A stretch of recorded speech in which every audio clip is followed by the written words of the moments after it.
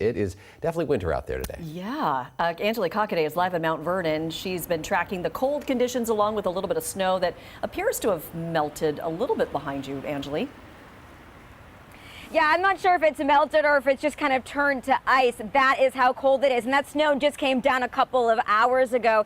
It is really bitterly cold out here. It's about 27 degrees, but with the wind, it feels more like 17. Take a look at these flags behind us here. They're really just moving pretty fast in that wind. And the wind advisory is in effect through this afternoon. Now, the National Weather Service predicts gale force winds could range between 40 to 55 miles per hour with possible wind chills even in the single digits. Some people like Vic Cano, a Bellingham resident who lives on his boat, says he's preparing for the winds.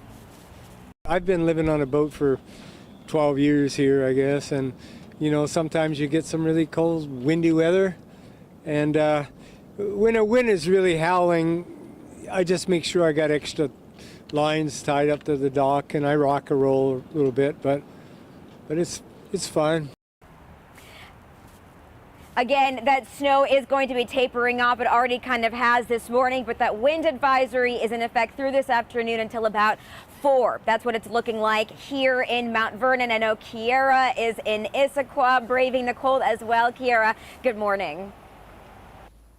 Yeah, good morning, Angeli. So it's actually very, very lightly snowing here. I can barely see it, so I know you can't see it. But if you're waking up in Issaquah this morning, you can see plenty of soft, really fluffy like snow on the ground, mostly on the grass. But if you look out kind of further towards the road where we're starting to see more traffic now in this area, conditions could be slick depending on where you are leaving home from this morning. Just definitely look out for that. So we're already below freezing in a lot of areas across the Puget Sound, so you're definitely going to want to give yourself extra time. Those cold temperatures especially expected to be even colder tomorrow, so be sure to give your time tomorrow as well, or give yourself enough time. Icy in some areas, it could be. There is the potential for that. So just be sure and take it slower than that car that just passed us.